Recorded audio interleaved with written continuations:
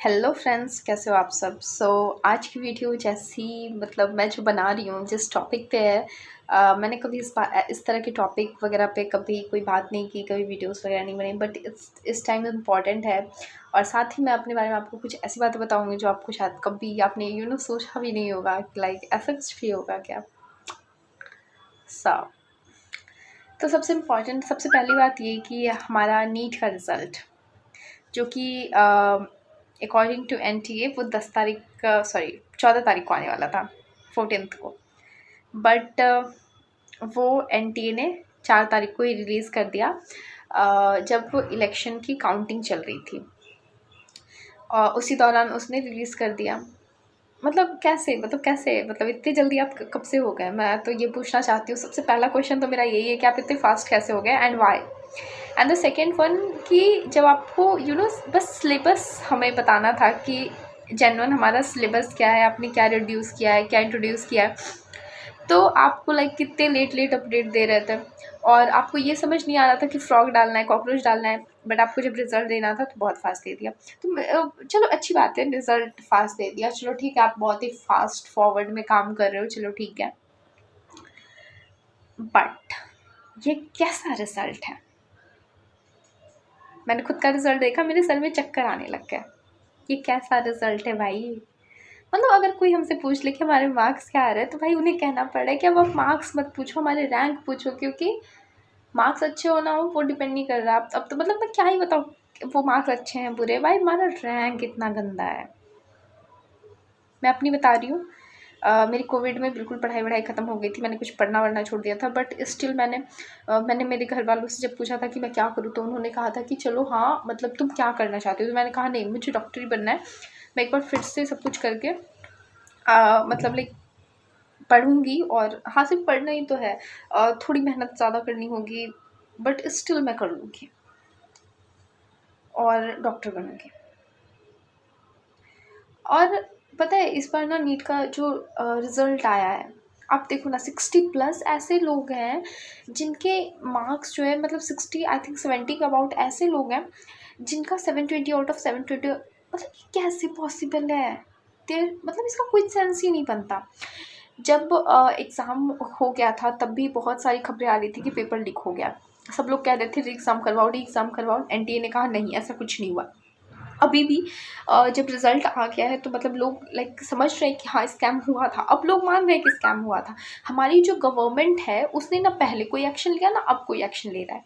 जब भाई गवर्नमेंट, मतलब जब जब आप वोट मांगते हो, like I am a voter, मैंने भी वोट दिया था, तो मैं आपसे जेन्युइनली ये पूछना चाहती हूँ कि जब आप वोट में इतने सारे जो वादे करते हो, आप हमारे लिए ये करोगे वो करोगे, तो सबसे बड़ा पॉइंट कि मतलब हमारा जो जेन्युइन, जो हमने एग्ज़ाम दिया था उसका जेन्युइन रिजल्ट तो एटलीस्ट दो। मतलब ऐसे बहुत सारे उसमें सारे फ्रॉड हैं, नहीं है जेन्युइन वो रिजल्ट। ऐसा होता है रिजल्ट, ऐसा कैसे पॉसिबल है? अगर 70+ बच्चों के अगर 720 आउट ऑफ 720 मार्क्स आ रहे हैं, तो आप उसका एक बार री एग्ज़ाम लेके देखो, पता चल जाएगा कितना जेन्युइन है। पर आप तो ऐसा नहीं करवाओगे ना। पता नहीं भाई क्या हो जा रहा है, क्या प्रॉब्लम हो जा रही है। जब आप हमसे एवरेज 1500 के एवरेज आप पर बच्चे से चार्ज ले रहे हो, लगभग 260-300 करोड़ के आसपास आप पैसे ले रहे हो हमसे। ओवरऑल 25 लाख बच्चे का आप एग्ज़ाम कंडक्ट करवा रहे हो। इतने पैसे सफिशिएंट होते हैं, मतलब मोर देन इनफ है ना। मेरे हिसाब से तो 1-2 बार एग्ज़ाम हो जाएगा इतने में, 2 या 3 बार हो जाएगा। आप एक बार भी ढंग से नहीं ले पा रहे हो, आपके क्वेश्चन लीक हो जा रहे हैं। भाई कैसे लीक हो जा रहा है? अभी रिसेंटली मैंने पढ़ा था कि विशाल चौरसिया करके कोई है जिसने जो कि मतलब काफ़ी पेपर लीक वगैरह में उसमें मामले, अभी बीपीएससी बिहार में हुआ था, उसमें भी पेपर लीक वगैरह हो तो उसका, यार सेंट्रल गवर्नमेंट से अच्छी तो हमारी बिहार गवर्नमेंट है। एटलीस्ट वो एग्ज़ाम कैंसिल तो करती है, आपसे तो वो भी नहीं हो रहा। और एनटीए और ये जो 719 और 718 नंबर वाले हैं, भाई वो कहाँ से आए हैं? और जब इसका क्लैरिफिकेशन मांगा गया तो हमारी एनटीए कहती है हमने उसे ग्रेस मार्क्स दिया। किस बेसिस से ग्रेस मार्क्स दिया है?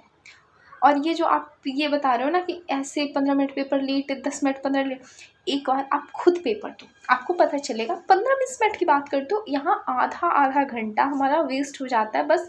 आप बीच में साइन करवाते हो, थंबप्रिंट लगवाते हो, ये करवाते हो, वो अरे भाई अगर आपको इतना ही है तो आप एग्ज़ाम से पहले करवा लो ना, 15 मिनट पहले ही करवा के ख़त्म करो। नहीं करवाना है एग्ज़ाम के बीच में आके आपको ड्रामे करने।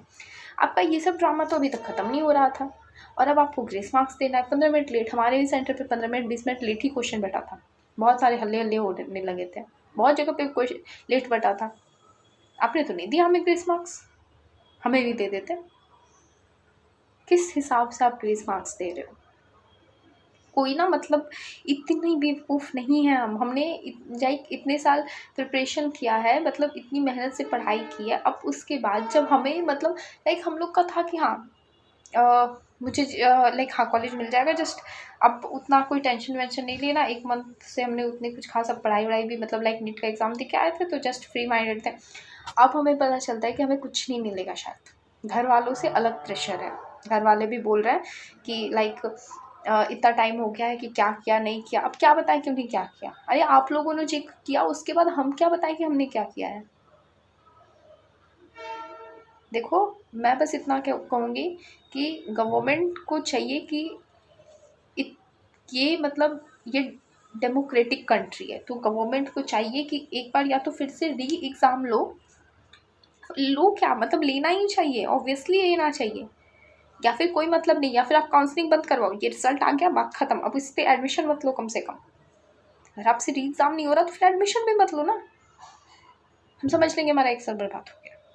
लेकिन आप इस रिजल्ट की बेसिस से जब काउंसलिंग होगी तो आप सोचो कि मतलब कितने फ्रॉड। और पता है आप सोच के देखो ना, आप उस डॉक्टर से करवाओगे क्या खुद इलाज जिससे आज आप डॉक्टर बना रहे हो? ये गवर्नमेंट जो हमारा जो सिस्टम जिसको आज डॉक्टर बना रहा है, वो जो जिन्हें शायद 100-200 नंबर भी पता नहीं आते थे कि नहीं आते थे, तो क्या आप उनसे इलाज करवाओगे? मेरा सब बस एक सवाल है। लिटरली मैं कल की बात बता रही हूँ, मेरी मम्मी एक हॉस्पिटल गई थी, नाम नहीं ले रही मैं। उसमें एक ऐसा डॉक्टर था जिसे लिखना नहीं आता था। उसके सीनियर डॉक्टर उसे ये बता रहे थे कि दवा का नाम कैसे लिखना है, लेकिन ऐसा उठा था डॉक्टर।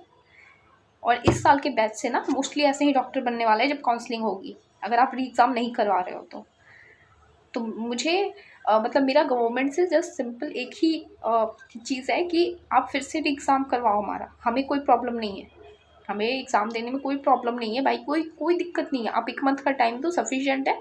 हम रिवाइज करेंगे, सब कुछ करेंगे, एंड उसके बाद हम फिर से एग्ज़ाम देने के लिए तैयार हैं। पर ये स्कैम बहुत ही अपग्रेडेड लेवल का है। लगभग 50 to 60 आई थिंक 60% सीट जो है गवर्नमेंट सीट वो बिक चुकी है, मतलब इस फ्रॉड के चक्कर में। आप सोचो, मिडिल क्लास वाले बच्चे जो बहुत ही एवरेज बिलो क्लास के जो बच्चे हैं वो कहाँ जाएंगे?